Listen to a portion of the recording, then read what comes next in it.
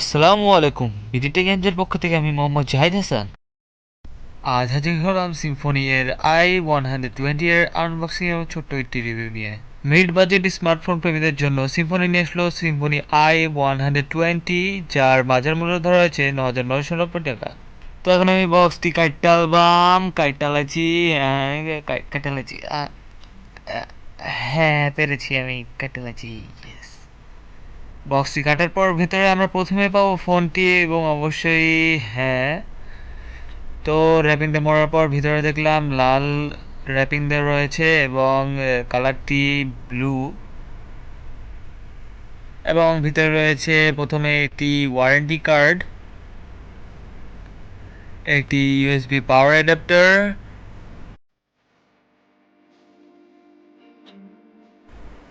একটি normal earphone, একটি USB data কেবল এবং একটি battery, 3200 mAh lithium polymer battery, এবং অবশেষে একটি ইউজার ম্যানুয়াল গাইড। ঠেনঠেনা শেষ। তাড়াতাড়ি করে ফোনের র্যাপিংটা তুললাম এবং দেখলাম 5.45 ইঞ্চি HD plus IPS 2.5D curve display, যার অ্যাসপেক্ট রেশিও 18:9। ন্যারো বেজেলের সাথে 8.6 মিলিমিটার স্লিম এর বডিটি। নিচের দিকে রয়েছে সেকেন্ডারি মাইক্রোফোন এবং একটি ইউএসবি চার্জিং পোর্ট, এবং ফোনটির ডান দিকে রয়েছে ভলিউম রকার এবং পাওয়ার বাটন। ফোনটির উপরের দিকে একদিকে রয়েছে ক্যামেরা, মাঝখানে রয়েছে ইয়ারপিস এবং পাশে রয়েছে এলইডি ফ্ল্যাশ, এবং উপরের দিকে রয়েছে 3.5 mm অডিও পোর্ট। সিম্ফনির লোগো এর নিচের দিকে অবস্থান করছে এর স্পিকারটি, এবং উপরে i121 লেখার উপরে রয়েছে ফিঙ্গারপ্রিন্ট স্ক্যানারটি, এবং উপরে রয়েছে ক্যামেরা এবং ফ্ল্যাশ।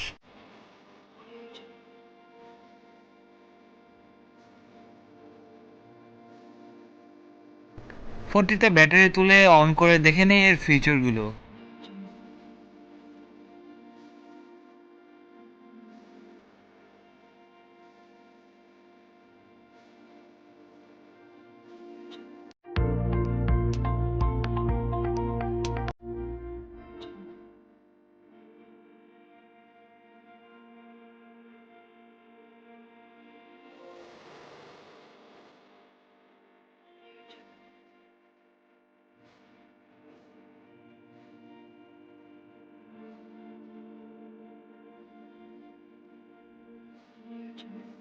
ফোনটির operating system Android version 8.1.0 Oreo latest,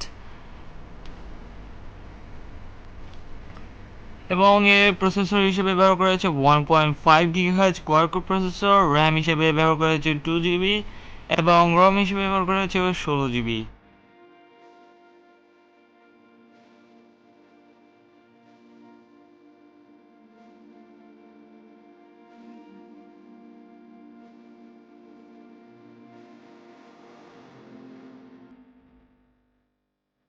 ফোনটি ইউআইটি 360 বেসড অ্যান্ড্রয়েড 8.1। ফোনটি 4G সাপোর্টেড এবং এর দুটি সিমই একই সাথে 4G ইউজ করতে পারবেন, এবং এর দুটি সিমই ন্যানো।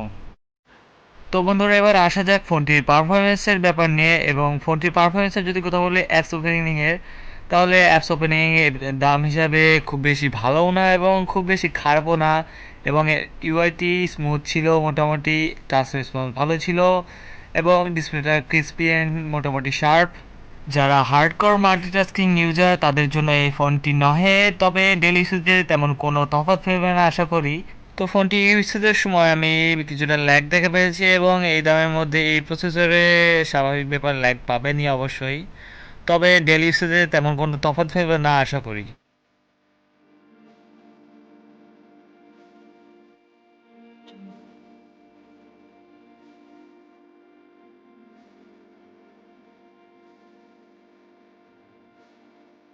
ফোনটির স্পিকারটির কোয়ালিটি অ্যাভারেজ ছিল, খুব বেশি লাউডও না আবার খুব কমও না, এবং এর একটি সমস্যার কথা ছিল, যখন আপনি মুভি দেখবেন কিংবা গেম খেলবেন সাউন্ডটি ব্লক হয়ে যাওয়ার সম্ভাবনা সবচেয়ে বেশি।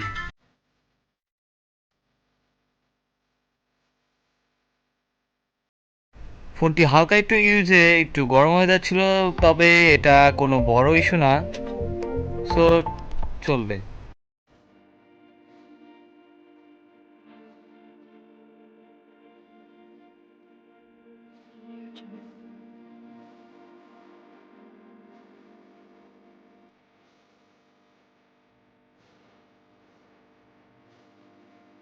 তো বন্ধুরা এবার আসা যাক এর ফিঙ্গারপ্রিন্ট সেকশনে ফিঙ্গারপ্রিন্টটা খুবই অ্যাকুরেট ছিল এবং এর আনলক স্পিডটা একটু স্লো মনে হয়েছে, তবে ডেইলি ইউসেজে এটার কোনো প্রভাব ফেলবে না আপনার উপরে, তো আস্তে আস্তে এটার মানুষই হয়ে যাবে আপনার সাথে। এবং সাথে সাথে লক স্পিডটা একটু স্লো ছিল। ও আর হ্যাঁ, ক্যামেরার কথা ভুলে গেছি। তো ক্যামেরা সেকশনে রিয়ার ক্যামেরাতে ইউজ করেছে 13 megapixel PDAF with LED flash এবং ফ্রন্টে রয়েছে 8 megapixel with selfie moon flash. তো এই দুটিতে সেন্সর ইউজ করা হয়েছে স্যামসাং এর, তবে বলা হয়নি কোন মডেল, এবং এর অ্যাপারচার দুটাই f2.0। ফোনটির ডিসপ্লেটি HD+ এবং এর 60.7 মিলিয়ন কালার সাপোর্টেড, যার PPI 295, যার কারণে ডিসপ্লের কালার মোটামুটি ভালোই দেখা চলে। তো বন্ধুরা ফোনটির খুঁটিনাটি রিভিউ দিতে না পারে আমাকে ক্ষমা করবেন অবশ্যই, এবং আমাকে সুযোগ দিবেন যাতে আপনাদেরকে ভালো কিছু উপহার দিতে পারি। আপনাদের সাপোর্ট এখন আমার খুবই দরকার, তো আমাকে সাপোর্ট করে যান এবং আমার চ্যানেলটি শীঘ্রই 1000 সাবস্ক্রাইবার হয়ে যাবে। তো ভিডিওটি ভালো লেগে থাকলে অবশ্যই লাইক করুন, কমেন্ট করুন, শেয়ার করুন এবং চ্যানেলটি সাবস্ক্রাইব করুন। সাবস্ক্রাইব করার পর পাশে বেল আইকনটি ক্লিক করুন আমার লেটেস্ট ভিডিও সবার আগে দেখার জন্য। ততক্ষণ ভিডিওটির সাথে থাকুন, ধন্যবাদ।